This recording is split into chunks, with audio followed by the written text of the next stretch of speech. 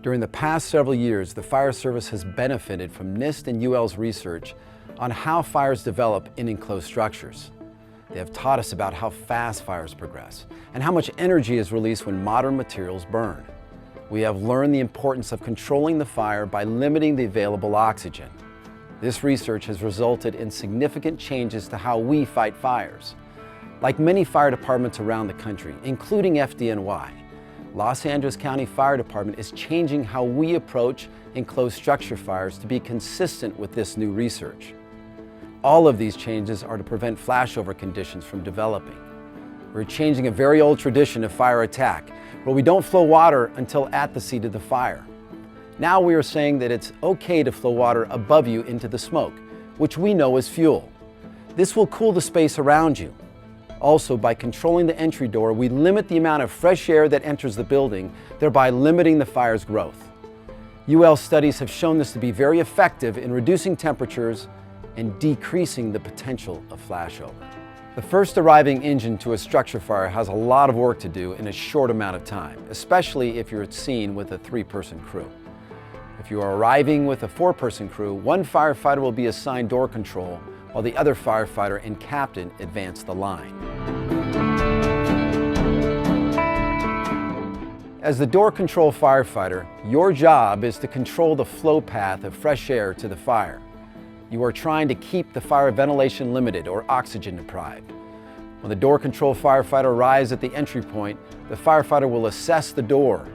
If the door is open, close it until the line is ready to be advanced. If the door is locked, force entry and control the access point. The firefighter assigned to door control establishes an equipment pool. This consists of a flashlight and irons, forcible entry tools. These tools are used to keep the fire attack team aware of their point of entry in the event of a rapid egress. You do this by placing the flashlight inside the door and using a tool to sound.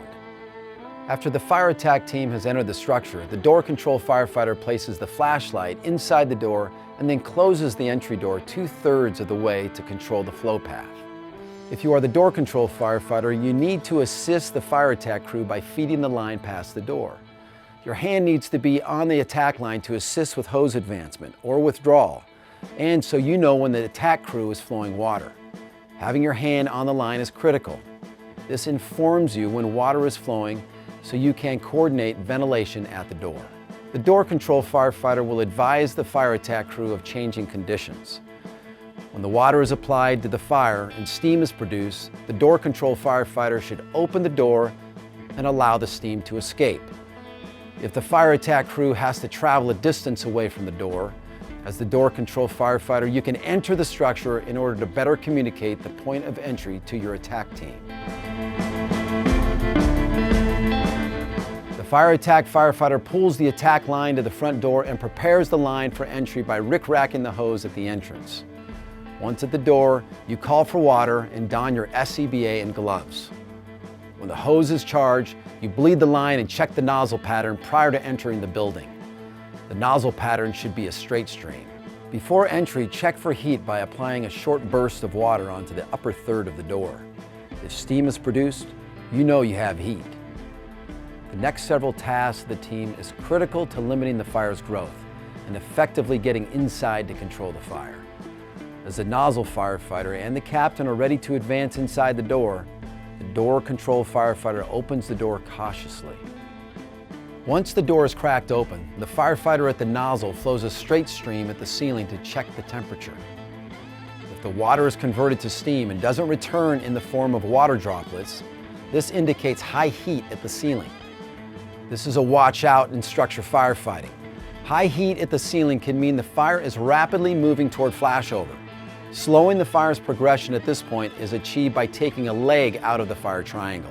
When the temperature is reduced enough to allow water droplets to return from the ceiling, the fire attack crew advances the line further into the structure.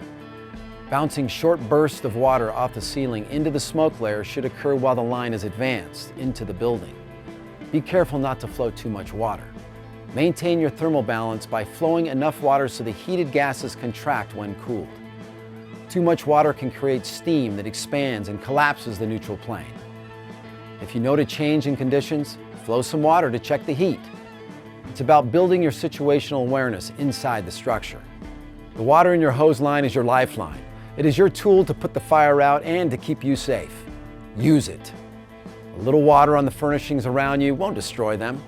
However, not flowing water and crawling into a flashover will destroy you and those you are attempting to save. Numerous NIOSH firefighter fatality reports and recent incidents around the country are evidence of this statement being true. If a thermal imaging camera is available, the captain or any other member who has the tic should monitor the temperature from floor to ceiling. If you're arriving with a 3-person engine, the captain will initiate door control.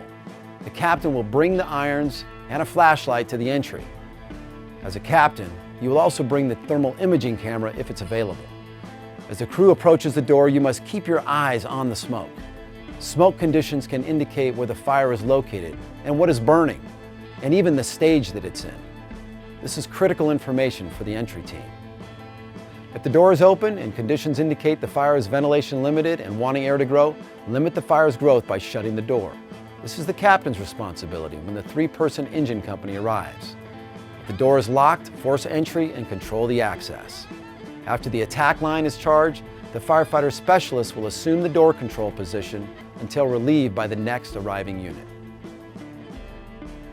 We understand that this is something new. Well, convince yourself of the value of this information by reviewing the research. And refer to the hands-on drill plan posted in Blackboard. And lastly, make sure you get out there and practice.